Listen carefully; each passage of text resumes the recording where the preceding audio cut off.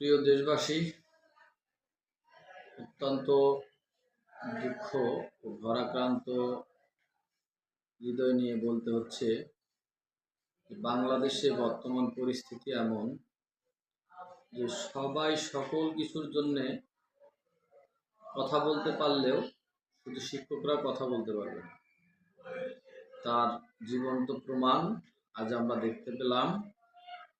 শিক্ষকদের যৌক্তিক দাবির সাথে একত্রতা প্রকাশ করতেছি। সেই শিক্ষকদের উপর যে লাঠিচার্জ, জলকামান, সাউন্ড গ্রেনেড সহ এবং যে মারধরের ঘটনা ঘটল তার তীব্র নিন্দা ও প্রতিবাদ জানাচ্ছি। এগুলো ছাড়াও অন্য কোনো উপায় কি ছিল না শিক্ষকদের সাথে যারা বর্তমান ক্ষমতায় আছেন তারা শিক্ষকদের প্রতিনিধিদের সাথে বসে কোনো আলোচনার প্রস্তাব তারা দিতে পারতেন, তা না দিয়ে শিক্ষকদের সাথে এরকম আচরণ করা মোটেও উচিত হয়নি।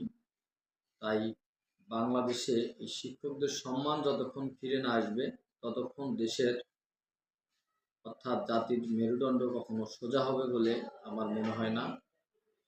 ভুল ত্রুটি সবাই ক্ষমা সুন্দর দৃষ্টিতে দেখবেন। সকলকে ধন্যবাদ জানাচ্ছি। ভালো থাকবেন সবাই।